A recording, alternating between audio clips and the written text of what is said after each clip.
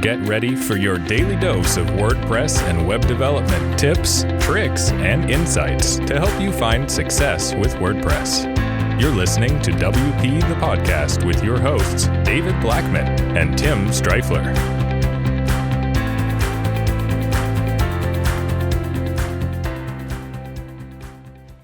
Hey everybody, welcome to another episode of WP the Podcast, brought to you by WP Gears. I'm David Blackman. And I'm Tim Streifler. Today in episode 647, we're going to talk about how to add syntax highlighting in WordPress. You may wonder how sometimes code gets put into a WordPress website and it just looks different. It's got a different color. It actually looks like code and stuff. Well, there's a simple way to do that, and we're going to tell you how to do that today. Tim? Yeah, so let me quickly explain syntax highlighting and why you want it. So if you just look at a block of code and it's all the same color, it's really hard to read.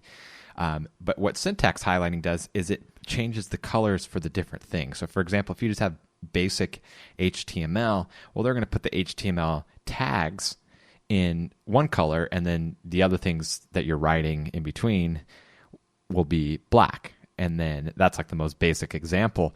And so the more complicated the coding language, the more different colors are going to be used. And it really just makes it easier on the eyes to read. And so if you've looked at tutorials on WordPress before, and they give you some examples of something to add to your functions.php file, and it looks really good, it's well formatted. Well, that's syntax highlighting.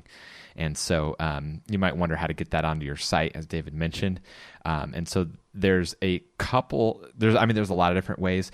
The plugin that we recommend using is called Syntax Highlighter.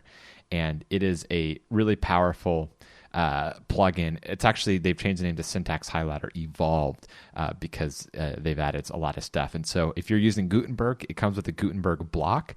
But if you're not using Gutenberg, then that's okay. You don't have to use it. So it's very, very simple, very easy to use. And that's how you do it. Anything to add to that, David?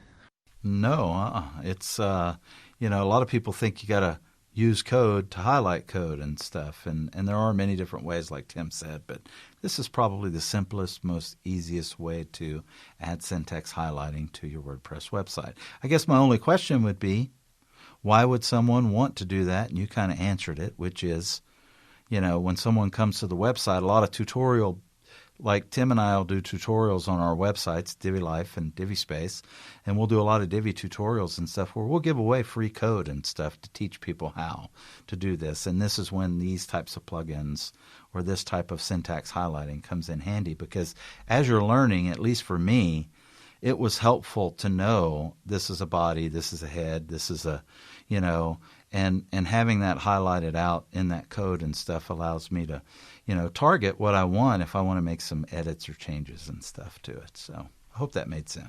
Yeah, and so I use David and I both use Divi. We're big Divi people. And so I actually use a Divi module. And so it's from divibooster.com, a module called Code Snippet module. And basically it's a Divi module that allows you to pop in your code, and then it allows you to customize. They have different color schemes built in. And so you can choose one that kind of matches the site and everything. And so that's what I use, and I love it. It works great. I've used it for years now. But if you're not using a page builder, or you're using a different page builder, then the plugin we mentioned is free. It's been around a long time. Has 40,000 active installations, 4.5 stars. Can't go wrong with the Syntax Highlighter Evolved plugin.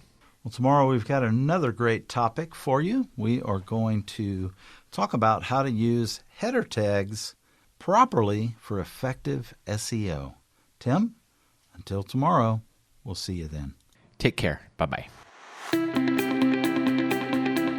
We've come to the end of today's episode of WP the Podcast. Join us tomorrow for more daily tips and strategies designed to help you run your WordPress business toward success. Remember to subscribe to WP the Podcast so you can stay up to date with each episode. And don't forget to rate and review us. We'll see you again tomorrow, right here on WP the Podcast.